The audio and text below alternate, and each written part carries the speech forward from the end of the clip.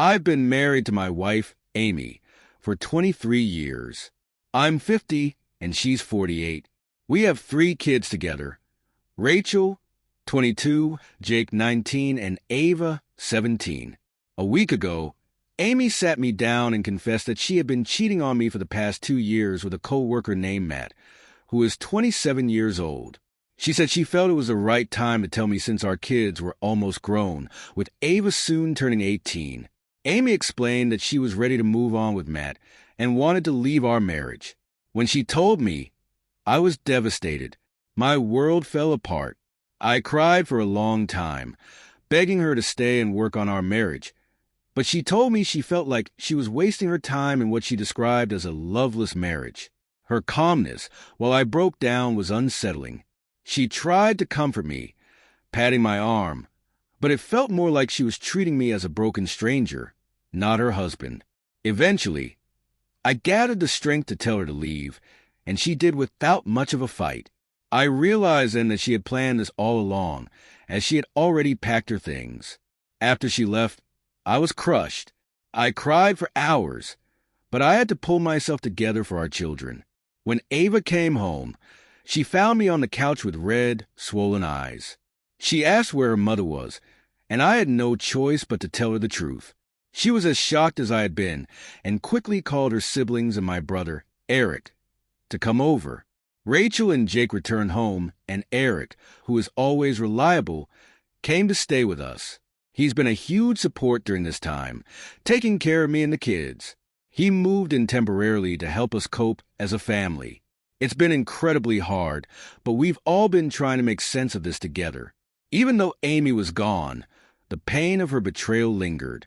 I hadn't expected it to affect me as much as it has. I found it difficult to get out of bed in the mornings, feeling lost and broken. I also reached out to my lawyer, preparing for divorce. But I was waiting for Amy to file first, as she was the one who left. Oddly enough, I hadn't received any divorce papers. Then, last night, Amy called. I hadn't spoken to her since she left, so her call took me by surprise. She sounded distressed, and it was clear she had been crying. She asked about the kids, and I answered as coldly as I could, not wanting to show that I still cared. After some hesitation, she broke down and revealed the reason she hadn't filed for divorce yet. Matt, her younger boyfriend, had rejected her. When she left me, she had expected to move in with him, but he told her that he wasn't ready for a serious relationship and that he had only been messing around. He wanted to enjoy life in his youth and wasn't looking to settle down. Amy was devastated, realizing that she had destroyed our marriage for someone who wasn't serious about her. Now, she's asking me to take her back, but I don't know how to feel.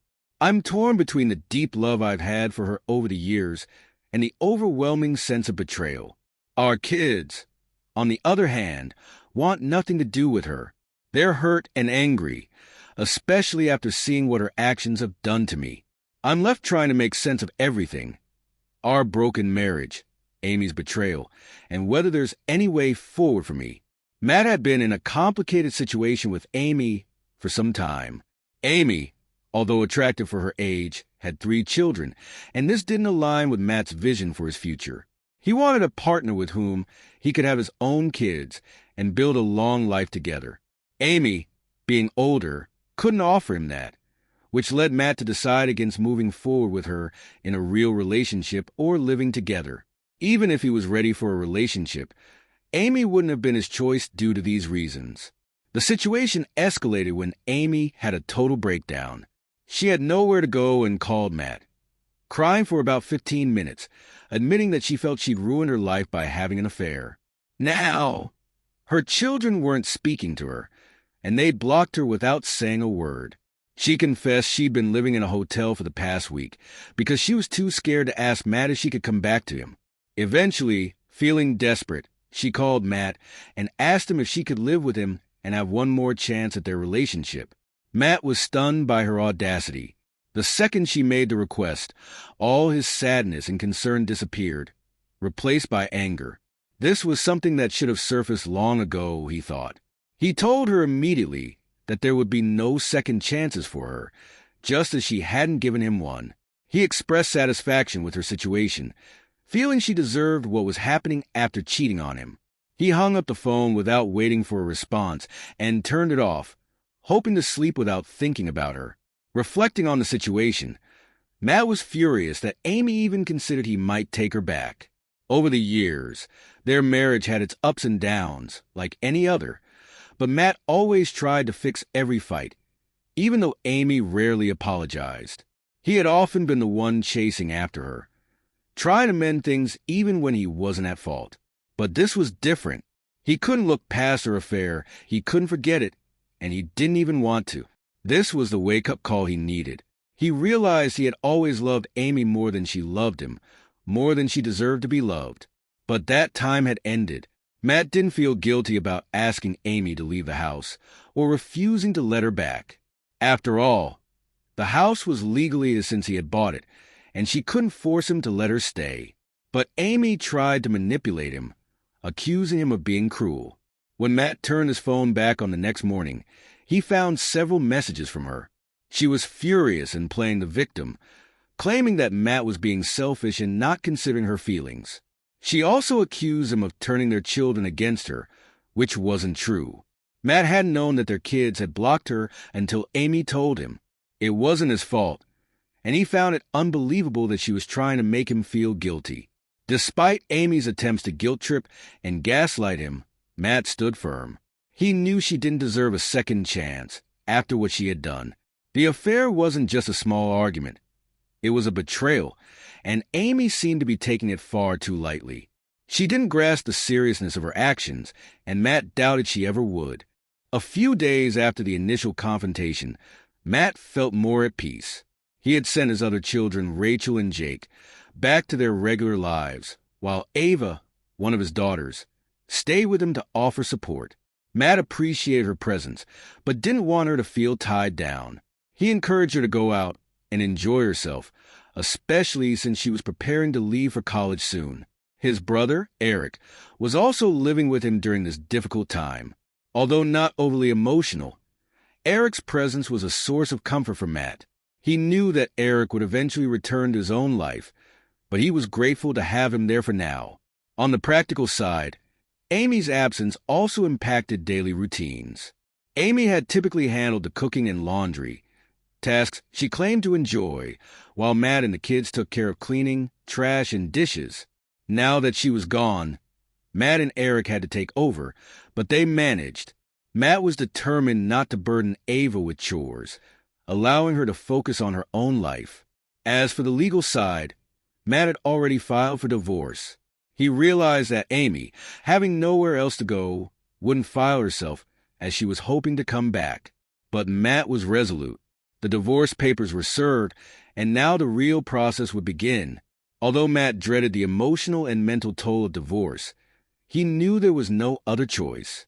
He had tried everything to make the marriage work, but Amy's affair was the final straw. The divorce was a bitter reality, one Matt never imagined he'd face. However, he found solace in knowing that the breakdown of the marriage was not his fault.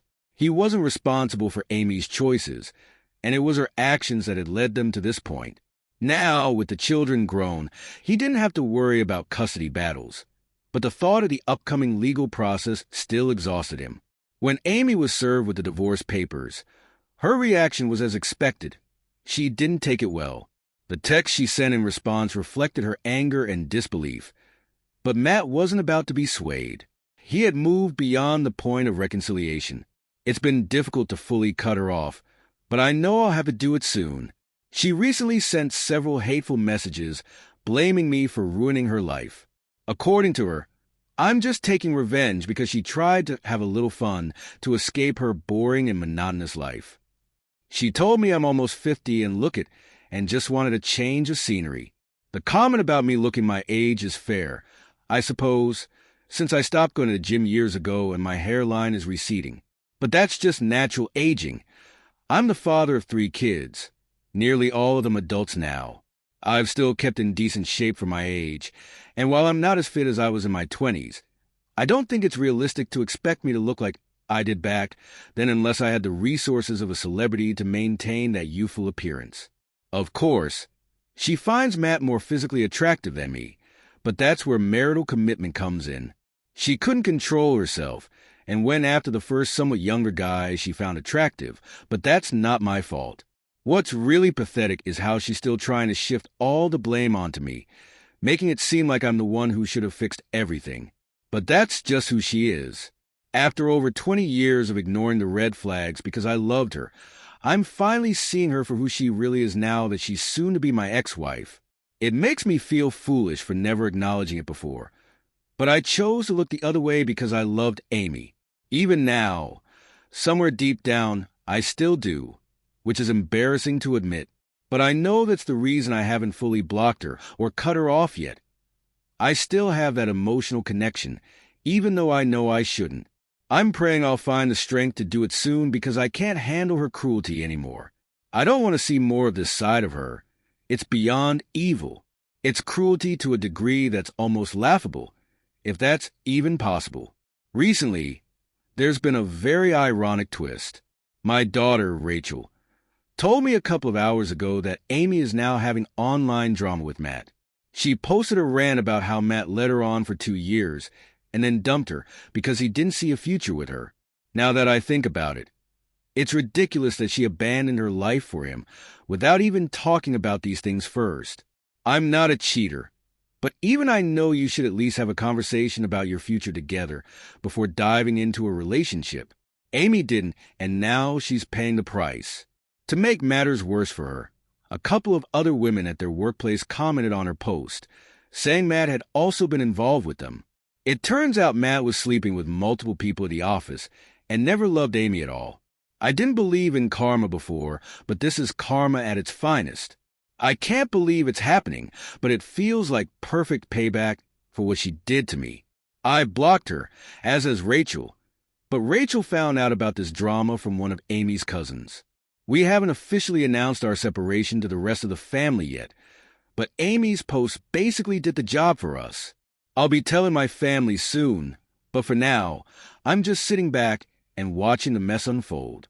It's honestly satisfying to see Amy caught up in this drama with Matt, especially considering how much pain she caused me. Matt deserves some kind of recognition, too. Who can pull off multiple affairs in the same office for over a year. I hated him at first when I found out Amy was cheating with him, but now I kind of respect how he played his cards. Maybe I'll even congratulate him in some way.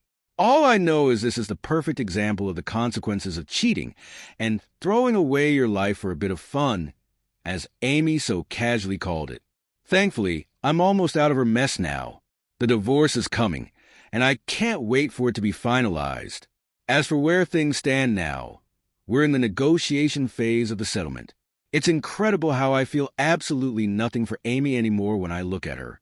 Sometimes she smiles at me during meetings and tries to talk to me afterward, but I do my best to keep my distance. From what I know, she's living with a friend and has lost her job. I'm not worried about paying alimony, though, because her public confession of infidelity on Facebook pretty much sealed the deal. She did all the work for me by admitting she cheated, so I don't even need to prove anything. My kids still aren't speaking to her, and we pretend like she doesn't exist. I know that's not healthy in the long term, but for now, it's how we're coping. It's still too fresh to dig into emotionally, and we'll deal with that later. For now, I'm doing a lot better emotionally. It's a huge improvement from where I was when I first started talking about this, and I know things will keep getting better with time. I'm planning to start therapy once I have more free time after the divorce, which I think will help me process everything more fully and come to terms with what's happened.